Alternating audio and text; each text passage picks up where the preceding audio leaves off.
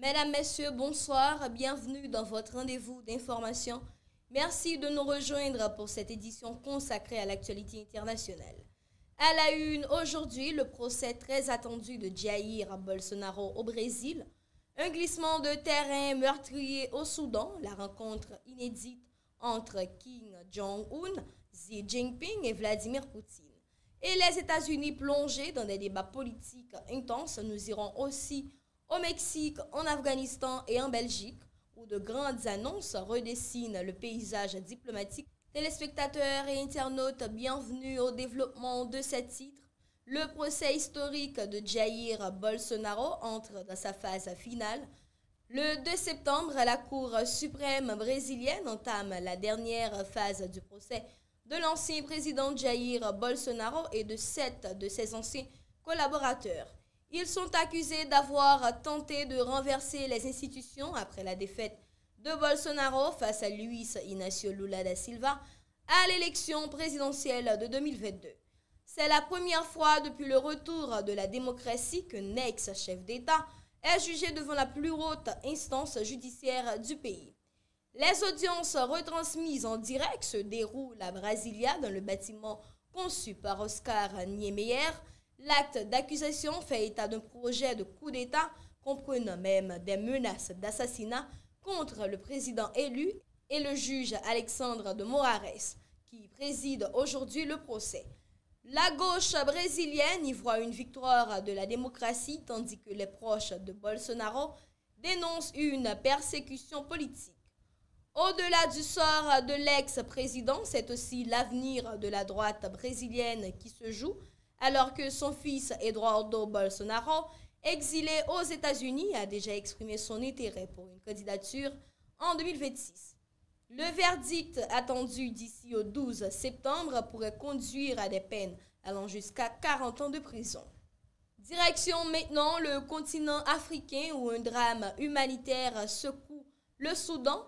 Un glissement de terrain massif survenu après de fortes pluies a détruit le village de Tarsine, situé sur les pentes de Djebel Mara, dans l'ouest du pays. Selon le mouvement de libération du Soudan MLS, qui contrôle la zone, plus de 1000 personnes ont péri. Le bilan reste incertain, d'autant que la région est difficile d'accès. Des ONG comme Solidarité Internationale appellent à un soutien logistique pour acheminer les secours. Le gouvernement autoproclamé de l'Alliance Tassis, dirigé par le général Emeti, a promis l'envoi d'une aide humanitaire et la création d'un comité de coordination. L'Union africaine a exprimé sa compassion et appelé à une trêve dans le conflit armé qui déchire le pays depuis 2023. Cap à présent sur l'Asie, ce 2 septembre, Kim Jong-un est arrivé en Chine à bord de son train blindé surnommé la forteresse ambulante pour assister à Pékin au défilé militaire du 3 septembre marquant les 80 ans de la fin de la Seconde Guerre mondiale. Ce déplacement constitue seulement son 9e voyage à l'étranger depuis 2011. Il rejoint 25 autres dirigeants internationaux invités par Xi Jinping, dont Vladimir Poutine. L'événement pourrait donner lieu à une rencontre trilatérale inédite entre la Chine, la Russie et la Corée du Nord dans un contexte de tensions accrues avec les États-Unis. De l'Asie aux États-Unis, la politique intérieure s'anime fortement. La réforme de la carte électorale au Texas, favorable aux républicains et susceptible de leur offrir 5 sièges supplémentaires au Congrès, a provoqué une réaction en Californie. Le gouverneur Gavin Newsom propose un contre-redécoupage qui pourrait à son tour renforcer les démocrates.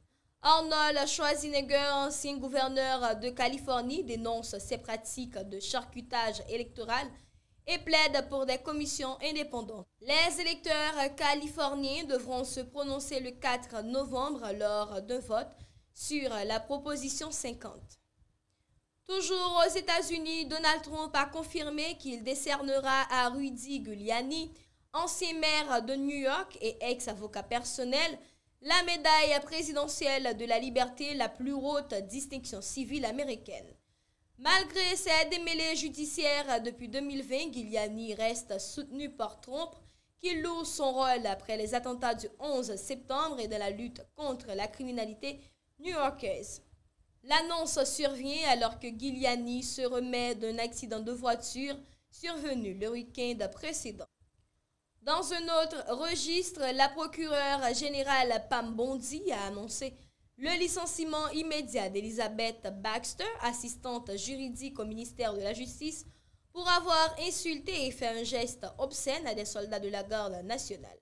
Cette décision illustre la ligne dure de Bondi, déjà à l'origine de notre licenciement pour comportement similaire. Selon elle, ceux qui ne respectent pas les forces de l'ordre n'ont pas leur place au ministère de la Justice.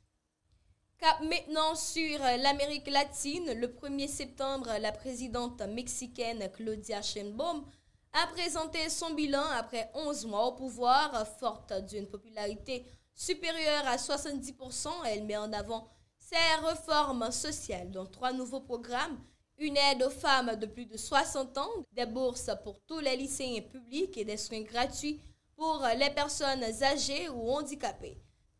Elle souligne aussi une baisse de 26% des homicides en un an, bien que la violence reste très élevée à l'échelle nationale.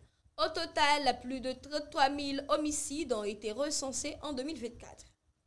Retour en Asie où un séisme meurtrier a frappé l'est de l'Afghanistan dans la nuit du 31 août au 1er septembre. Plus de 1400 morts et 3000 blessés sont déjà recensés, principalement dans la province de Kunar, selon les autorités locales et le Croissant Rouge. Des villages entiers ont été détruits et l'aide humanitaire peine à atteindre les zones montagneuses.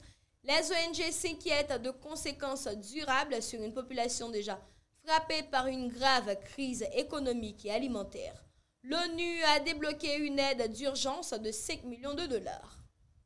Enfin, en Europe, le ministre belge des Affaires étrangères, Maxime Prévost, a annoncé que la Belgique reconnaîtrait officiellement l'État de Palestine lors de l'Assemblée générale de l'ONU prévue du 9 au 23 septembre.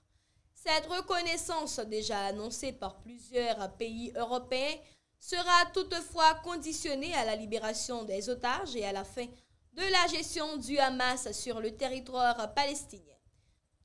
La Belgique prévoit également des sanctions contre Israël, dont l'interdiction d'importer des produits issus des colonies. Ainsi s'achève cette édition internationale, marquée par des enjeux politiques, des drames humains et des décisions diplomatiques majeures. Merci de votre fidélité. Restez connectés pour nos prochaines éditions et très bonne soirée à toutes et à tous.